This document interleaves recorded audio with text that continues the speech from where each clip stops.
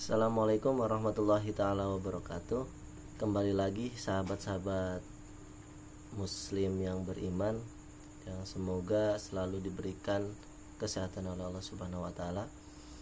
Pada hari ini, pada kesempatan yang mulia ini, kita dapat berjumpa lagi, dapat bermuajahah kembali bersama saya Riki Hidayatullah dari Serang, yang tentunya sebentar lagi kita semua bersama-sama akan bertemu atau berjumpa dengan bulan Ramadan, bulan suci Ramadan, bulan yang sangat istimewa karena di bulan Ramadan itulah Al-Quran diturunkan oleh Allah Subhanahu wa ta'ala. Untuk kesempatan kali ini, kesempatan di bulan Sya'ban, semoga kita berharap kepada Allah, semoga kita semua dapat bertemu dan melaksanakan puasa Ramadan secara bersama-sama dan diberikan kesehatan oleh Allah Subhanahu wa ta'ala. Amin amin ya rabbal alamin. Pada hari ini tidak banyak yang akan dibahas. Kita bahas secara bertahap. Yang akan kita bahas hanya 3 pada kesempatan kali ini. Yang pertama itu rukun, terusnya syarat sah puasa dan syarat wajib puasa. Dalil puasa terdapat pada Al-Quran surat Al-Baqarah ayat 183 yang berbunyi, ya ayyuhalladzina amanu kutiba alaikumusiyam kama kutiba alal ladzina min qablikum la'allakum tattaqun. Yang mana tujuan puasa di ayat Al-Baqarah surat Al-Baqarah ayat 183 tersebut ialah menjadikan orang-orang muslim itu, orang-orang mukmin itu untuk bertakwa, yaitu arti takwa itu menjalankan segala perintahnya dan menjauhi segala larangan-larangannya, itu bertakwa. Maka kita berharap semoga Ramadan tahun ini dapat menjadikan hamba-hamba yang bertakwa, yang berhasil melewati bulan Ramadan ini. Amin. Yang pertama untuk pembahasan yaitu pengertian puasa ialah imsak secara bahasa, yaitu menahan dari terbitnya fajar sampai terbenamnya matahari. Dalam arti menahan yaitu menahan segala hal yang diharamkan oleh Allah Subhanahu wa ta'ala, yang telah diatur oleh Allah Subhanahu wa ta'ala. Itu pengertian puasa. Yang kedua, rukun. Gitu. Rukun puasa itu ada 3. Yang pertama niat, yang kedua menahan, yang ketiga ialah orang yang berpuasa. Untuk niat kita bahas satu persatu. Untuk niat, ketika seseorang akan melaksanakan puasa Ramadan, itu harus melakukan atau harus melaksanakan niat terlebih dahulu. Karena apabila orang yang tidak berniat ketika malam harinya dan keesokan harinya, puasa itu tidak akan dihitung atau secara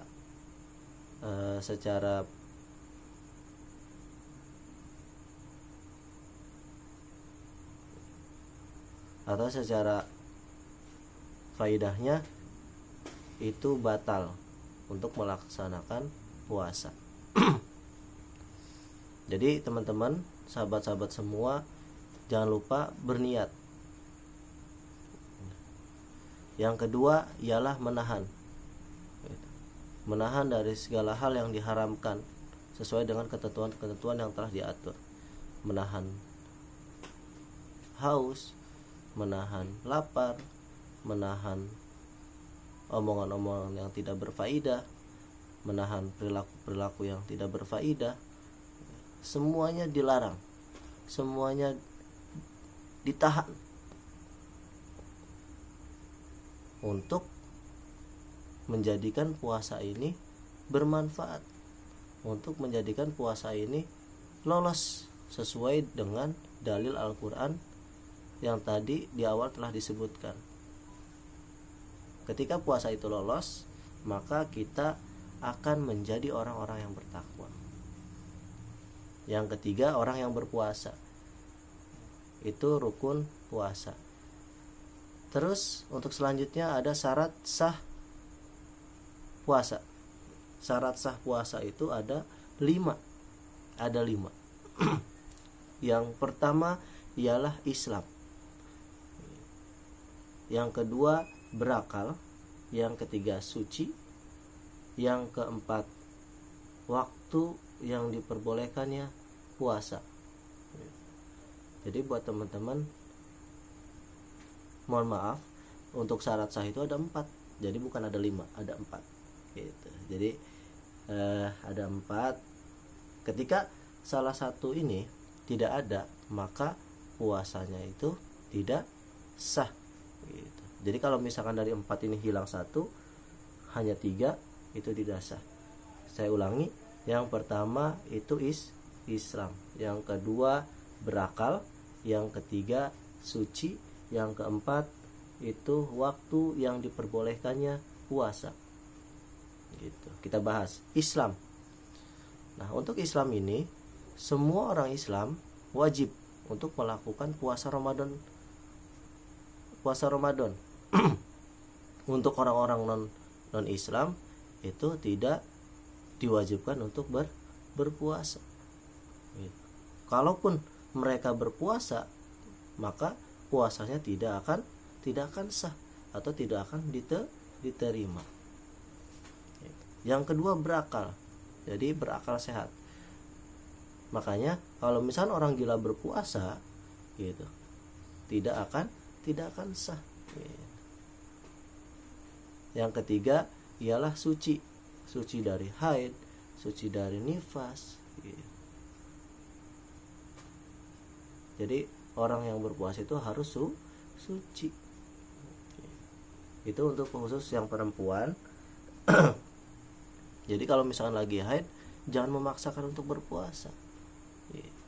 Jadi dilarang untuk berpuasa. Yang keempat itu waktu yang diperbolehkannya puasa. Jadi nanti kita akan bahas di kesempatan yang berikutnya waktu-waktu yang dilarang untuk berpuasa.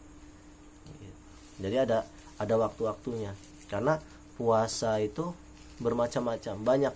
Ada puasa wajib, ada puasa sunnah. Yang puasa wajib itu puasa Ramadan, puasa nazar.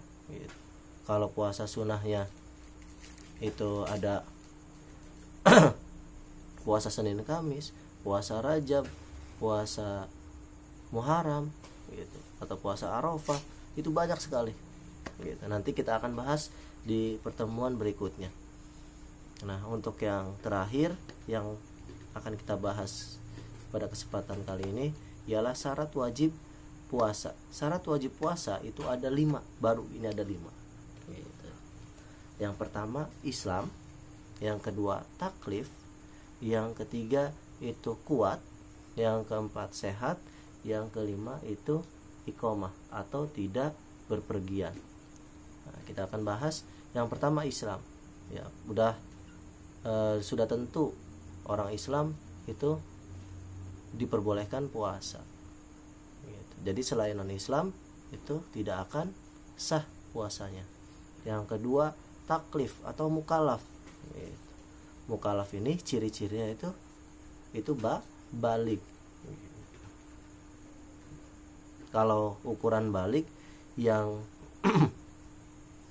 perempuan itu sudah haid atau keluar darah kotor, yang laki-laki itu sudah bermimpi gitu. Jadi mimpinya mimpi basah, bukan mimpi basah karena ngompol, bukan. Mimpi basah, mimpi yang berhubungan gitu. Terus yang selanjutnya itu kuat. jadi kuat untuk melakukan puasa. Jadi kalau misalnya orang yang tidak kuat untuk melakukan puasa, atau dikhawatirkan ketika berpuasa meninggal, atau ketika melakukan puasa itu sekarat, itu tidak diperbolehkan untuk puasa. Terus selanjutnya yang nomor 4 itu sehat. Jadi teman-teman sahabat-sahabat yang beriman, ketika ingin melakukan puasa itu syarat wajibnya itu harus sehat. Sehat badannya, sehat akalnya gitu. Jadi kalau misalnya teman-teman sakit, itu ada rukhsah, ada keringanan untuk tidak melakukan puasa.